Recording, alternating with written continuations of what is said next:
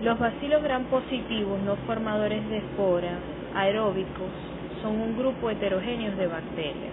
Algunos de ellos son patógenos humanos reconocidos, como por ejemplo Listeria monocytogenes, que es la especie que estudiaremos principalmente en esta clase. Empecemos.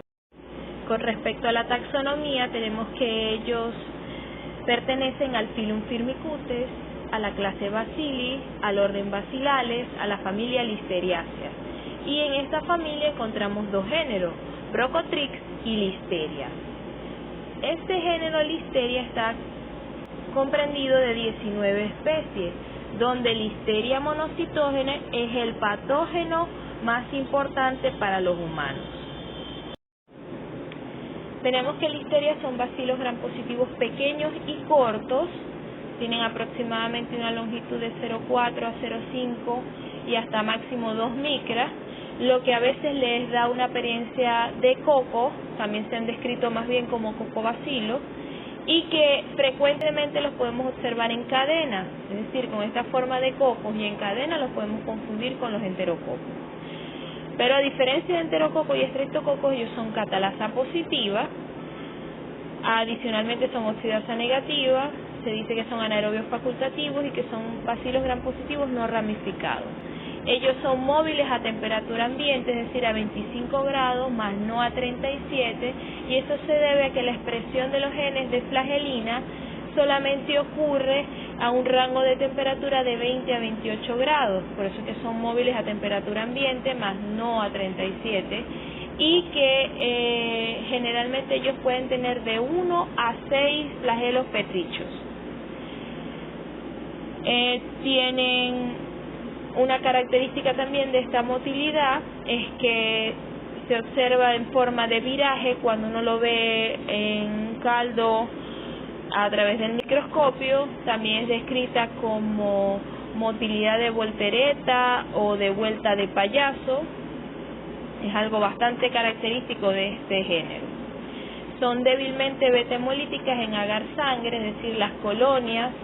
Se observan colonias pequeñas que crecen principalmente entre 24 a 48 horas y la zona de beta-hemólisis es bastante estrecha.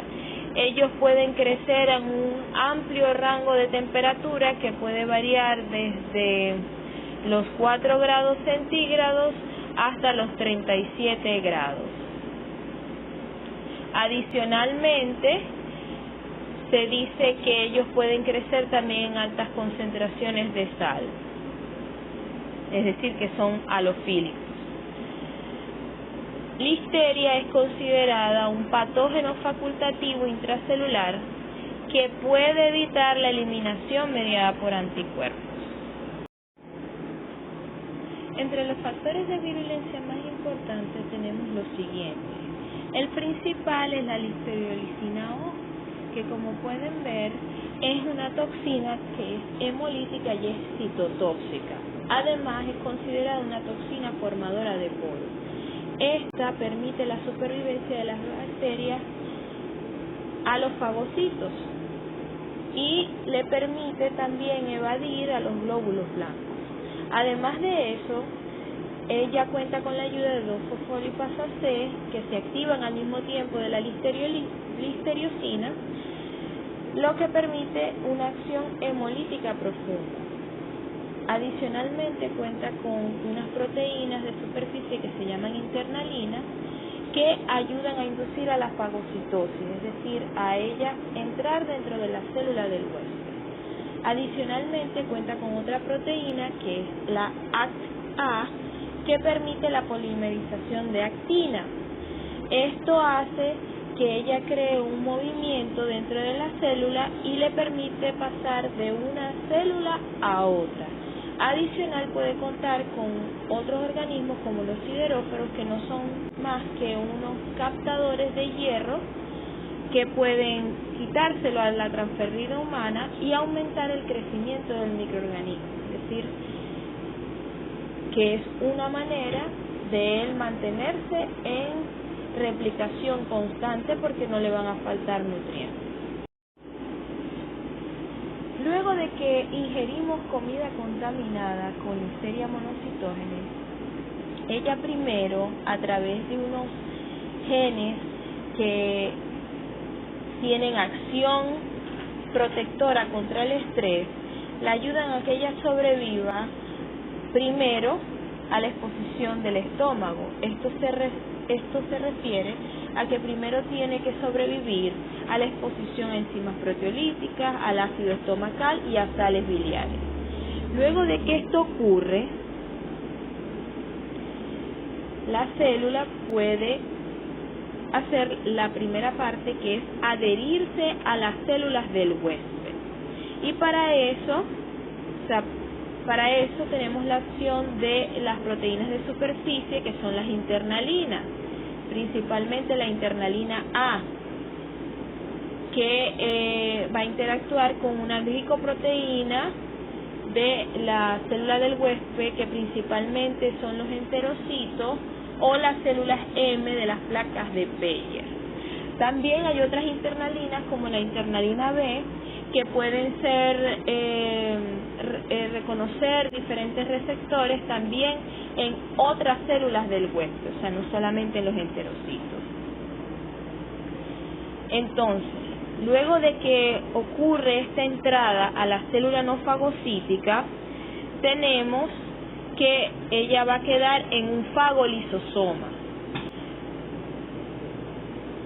Pero el pH ácido de este fagolisosoma va a activar las citotoxinas, como por ejemplo la listeriolicina O y la fosfolipasa C, que van a crear poros dentro de este fagolisosoma, lo que va a hacer que va a romper el fagolisosoma y ellos van a salir al citosol de la célula. Luego pasamos a la parte de replicación, donde la célula se va a multiplicar y se van a mover principalmente hacia la membrana celular. Este movimiento direccional va a estar mediado por la proteína ACA, que se encuentra localizada en uno de los extremos de la superficie de la bacteria. Y esto va a coordinar el ensamblaje de actina. Es decir, que el extremo distal de la actina, o sea, de la cola de actina, va a mantenerse fijado mientras el ensamblaje ocurre en el final de la célula bacteriana. Entonces, esta bacteria va a ser empujada desde la membrana celular y un filópodo va a ser formado. Lo que va a ocurrir es que esto termina de empujar a la bacteria hacia la célula adyacente. Luego de que la bacteria entra en la célula que está cercana, va a ocurrir nuevamente, de manera cíclica, el ciclo de la lisis del fagolisosoma, la replicación bacteriana y el movimiento direccional por los filamentos de actina.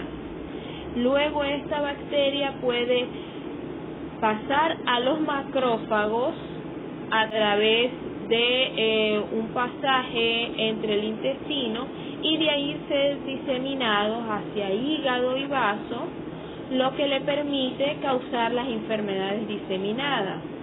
Generalmente estos genes, que son responsables de la lisis, tanto de la membrana como la replicación intracelular y el movimiento direccional de la actina, están todos regulados y en manera de clúster en un gen que es llamado PRFA, que es el gen de factor regulador positivo.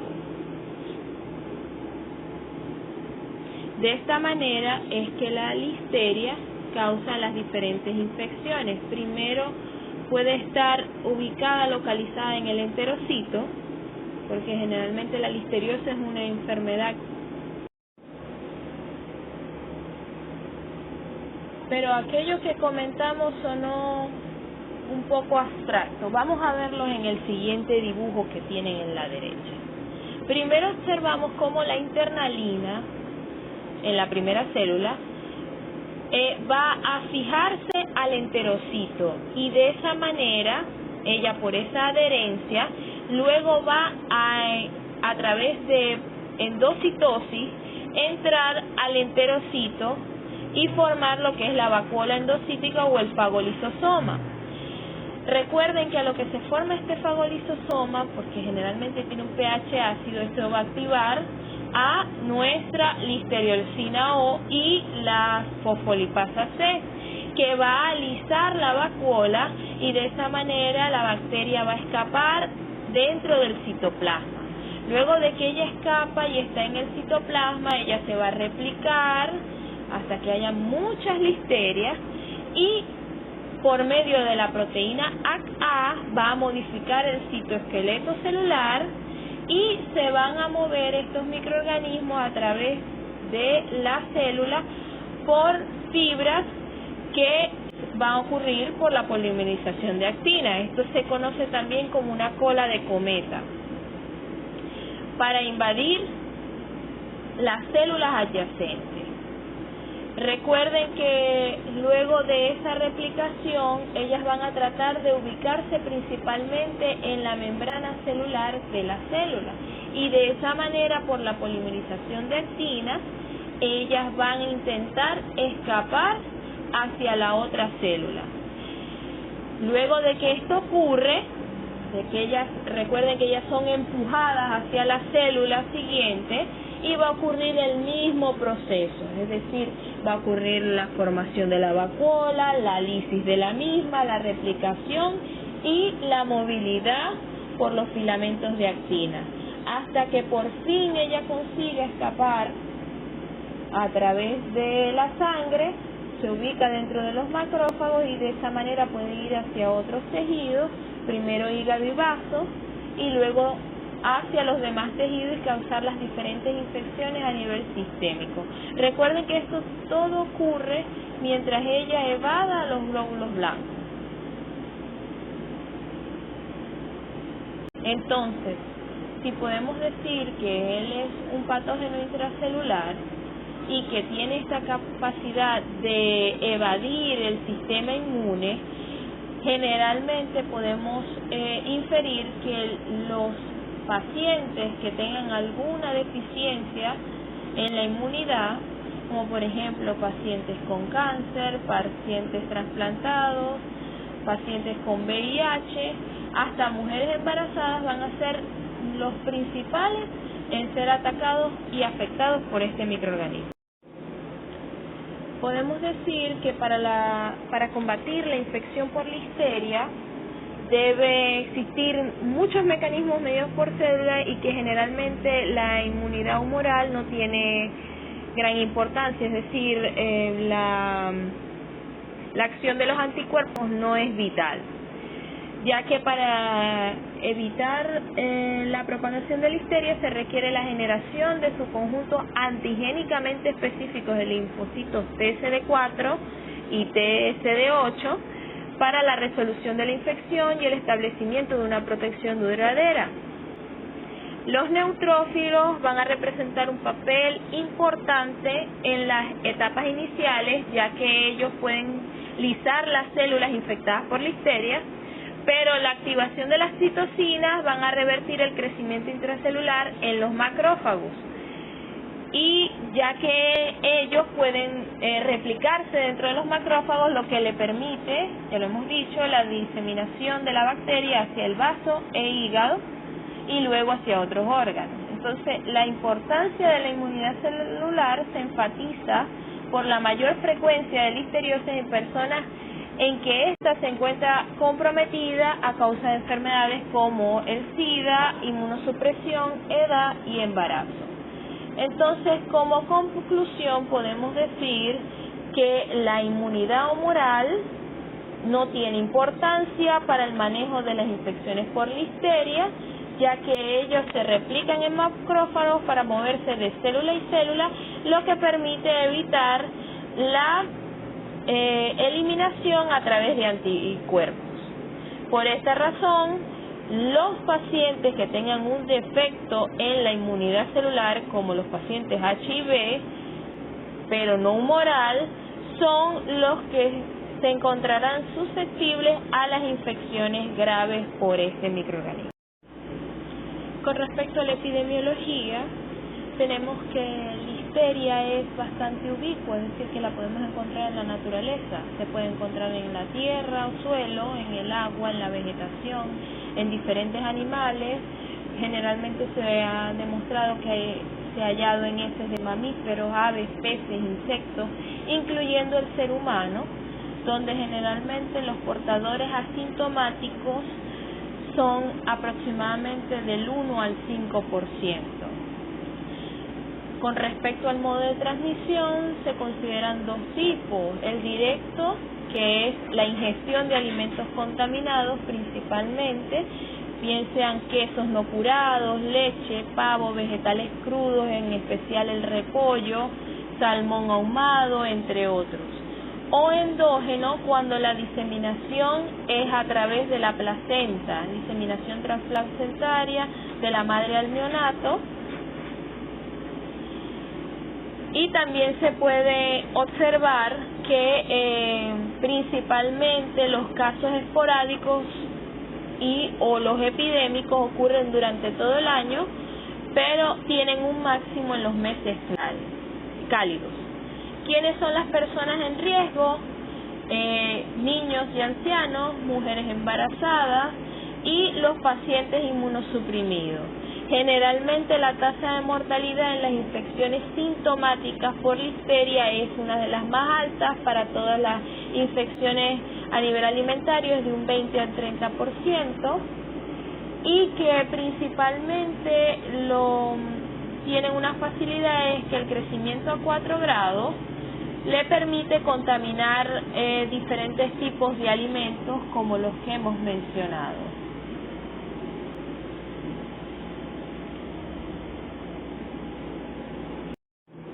Con respecto a la enfermedad neonatal, tenemos que existen dos formas de esta enfermedad. La primera, de inicio temprano, que generalmente se adquiere de manera transplacentaria en el útero, y la de comienzo tardío, que se adquiere generalmente durante o poco después del nacimiento. También puede ocurrir que al inicio de la enfermedad puede resultar en aborto, parto prematuro o muerte fetal. Generalmente la enfermedad de comienzo precoz, que también es conocida como granulomatosis infantiséptica, ella se caracteriza por ser una forma severa de la listeriosis neonatal, y se observa la formación de abscesos diseminados y granulomas en varios órganos. Ella tiene una alta tasa de mortalidad si no se trata con rapidez. En el caso de la enfermedad de comienzo tardío, que como ya dijimos puede ser adquirida desde 14 días hasta 3 semanas después del parto, y se observa una forma de meningitis o meningoencefalitis junto a septicemia. Generalmente los signos y síntomas no son característicos de esta entidad, es decir, que son signos y síntomas variados que puede confundir con otros microorganismos, como por ejemplo enfermedades por Streptococcus agalactiae, y esto debe ser descartado. En el caso de los adultos sanos podemos encontrar que la infección puede ser leve o cursar asintomática, y que también puede observarse como una enfermedad pseudogripal acompañada o no de gastroenteritis. La gastroenteritis, que es la que vamos a llamar la listeriosis, puede ser autolimitada. En algunas personas lo que puede ocurrir que pasa un periodo de incubación de un día seguido de 2 días de síntomas que van a incluir diarrea acuosa, fiebre, náusea, dolores de cabeza, mialgias y artralgia. En el caso de los pacientes ancianos, la listeriosis, en vez de ser autolimitada, pasa a ser una infección más grave. En el caso de las mujeres embarazadas, generalmente se puede manifestar con bacteremia primaria o con enfermedad diseminada e hipotensión y meningitis, y principalmente las infecciones ocurren después del tercer trimestre, cuando la inmunidad celular en el paciente está más variada. A veces las mujeres pueden presentar una enfermedad pseudogripal, algunos síntomas, y sin resolverse sin tratamiento.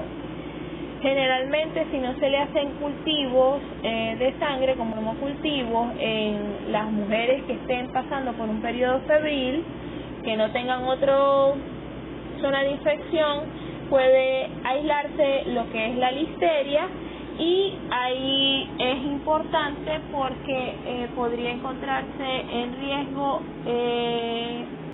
el feto o el bebé de la paciente. También podemos encontrar que, por ejemplo, otros pacientes como los pacientes con trasplante de órganos, pacientes con neoplasia, con SIDA, ellos y las mismas mujeres embarazadas están en alto riesgo de tener meningitis por listeria. Generalmente los signos y síntomas no son específicos, y esta enfermedad está asociada con un alto índice de mortalidad del 20 al 50% y secuelas neurológicas para los supervivientes. En el caso de la bacteremia primaria, pueden tener los pacientes haber referido escalofríos y fiebre, que es algo que puede observarse en las mujeres embarazadas, o una presentación más aguda de fiebre de alto grado y hipotensión. Generalmente, como he dicho, siempre van a ser los pacientes inmunocomprometidos y las mujeres embarazadas los que van a estar en mayor riesgo de tener una infección de tipo diseminada por listeria. Con respecto al diagnóstico de laboratorio, se pueden utilizar diferentes tipos de muestras dependiendo de qué tipo de listeriosis se quiera determinar. Por ejemplo, en el caso de bacteremia y meningitis se puede utilizar sangre, líquido cefalorraquídeo.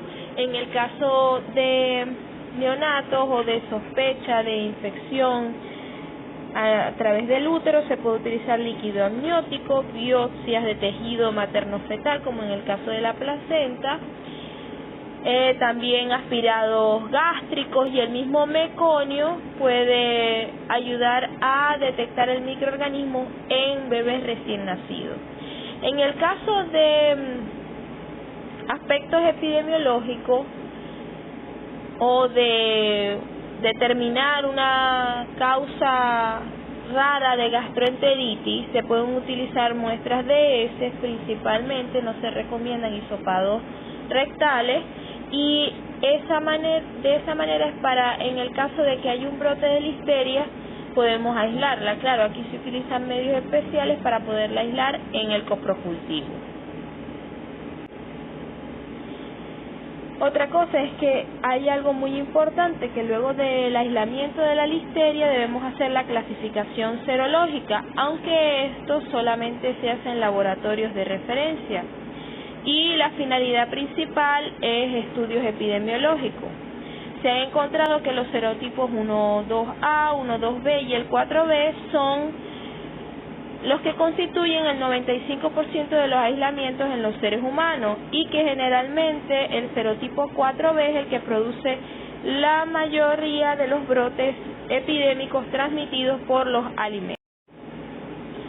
Listeria es un bacilo gram positivo que puede crecer fácilmente en sangre humana y gelosa de chocolate, y tenemos diferentes pruebas en el laboratorio para identificarlo. Una de ellas es la prueba de la catalasa, que resulta positiva para estos microorganismos. También la hidrólisis de la esculina,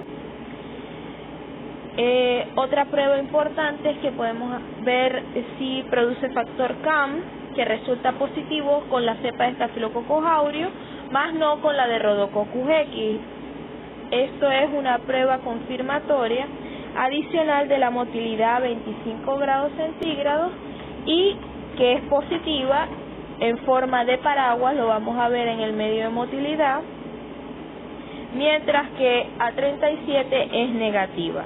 Recordemos que las colonias son pequeñas, generalmente tardan hasta 48 horas en crecer, son transparentes, brillantes y que se observa una zona angosta de beta hemólisis. Ellos producen ácido a partir de glucosa, son Voges-Proskauer positivo y también hidrolizan el hipurato. Aquí les dejo ciertas características de otros microorganismos que podríamos confundir con listeria, como por ejemplo Streptococcus y Enterococcus.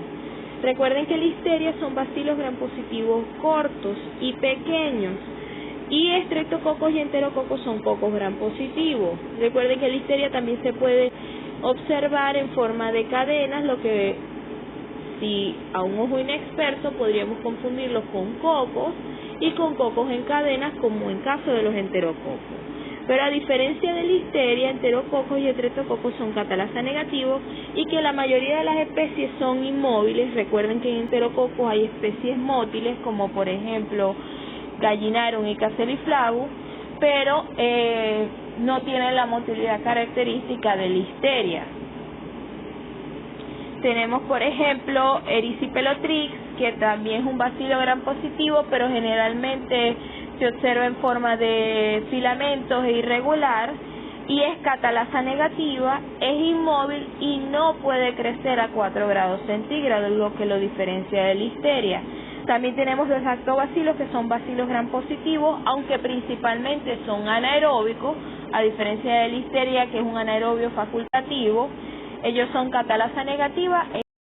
Bueno, aquí pueden observar las características de la morfología colonial de listeria. Como pueden ver, ellas son pequeñas, de 1 a 2 milímetros, y estamos viendo aquí 3 especies diferentes en agar sangre de carnero después de 24 horas de incubación a 37 grados. Tenemos que las colonias que se encuentran en la A es Listeria monocytogenes, y podemos ver que tienen una zona de beta hemólisis muy discreta, o sea, muy pequeña. En la B observamos a Listeria inocua, que son colonias no hemolíticas. Y la C tenemos a Listeria ivanovi, que la zona de beta hemólisis es más amplia, a diferencia de Listeria monocytogenes.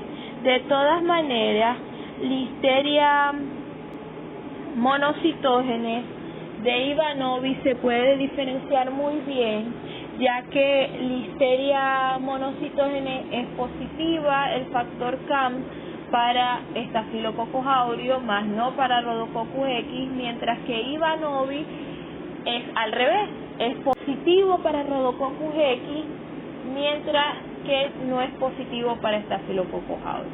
Adicional tenemos ahí el frotis coloreado con gram, donde se observan estos bacilos gram positivos. Como pueden ver, son bastante pequeños, son cortos, y que a veces en los líquidos cefalorraquídeos pueden causar confusión con otros patógenos que causan meningitis, como Streptococcus agalactiae y Streptococcus pneumoniae.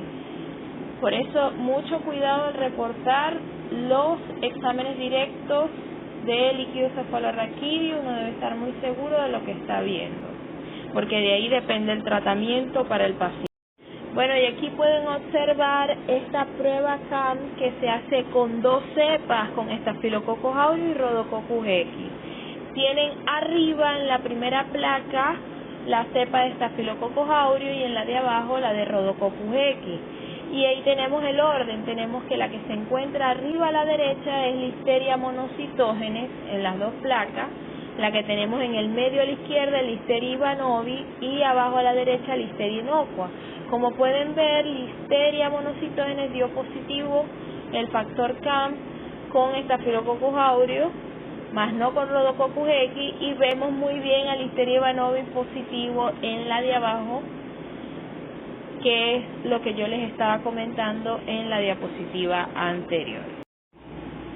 Aquí tienen una tabla con las diferentes especies de Listeria y las de importancia clínica como Listeria monocitógenes, y como ven, generalmente ahí explican que Listeria ivanovi es bastante beta hemolítica, es decir, que la zona de beta hemólisis es amplia, a diferencia de Listeria monocitógenes.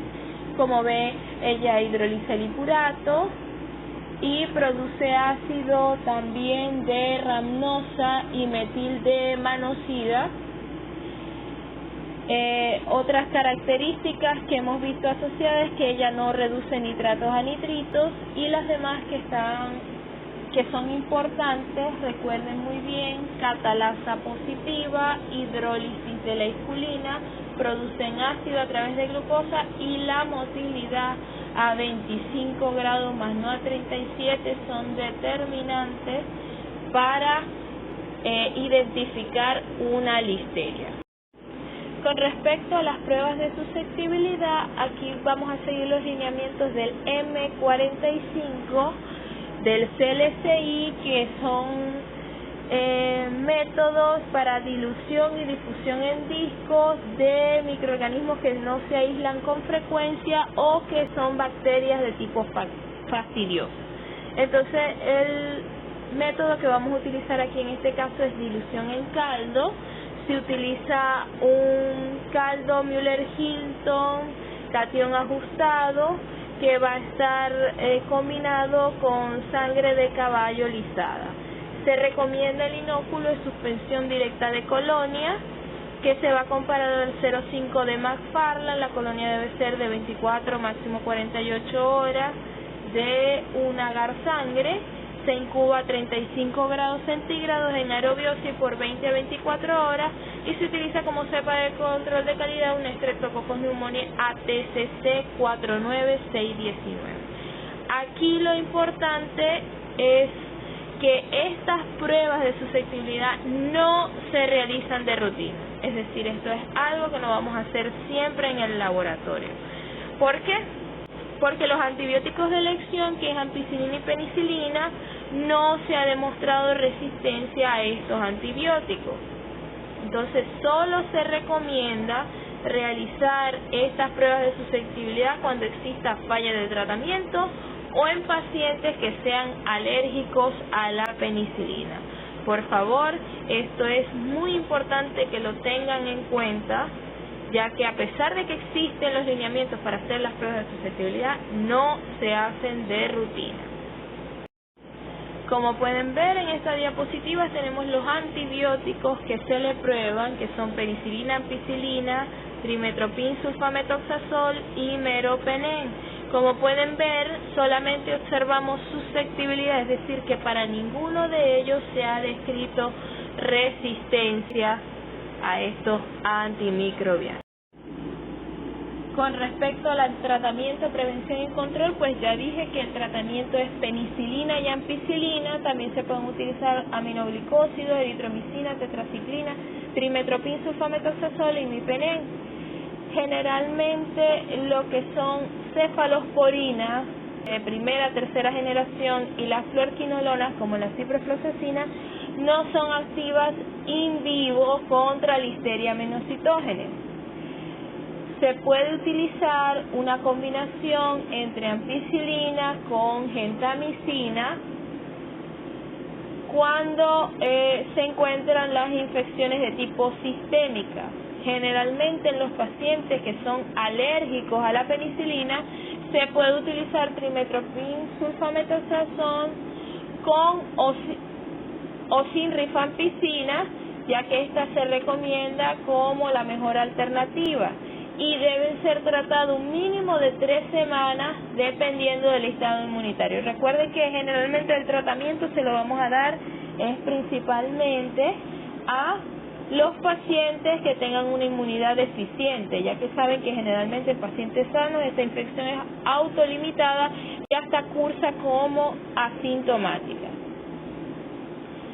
La vancomicina se considera un agente terapéutico apropiado contra la bacteriemia primaria por Listeria monocytogenes, pero no atraviesa bien la barrera hematoencefálica para hacer un tratamiento de meningitis. Es decir, para meningitis debemos utilizar alguna de las opciones anteriores.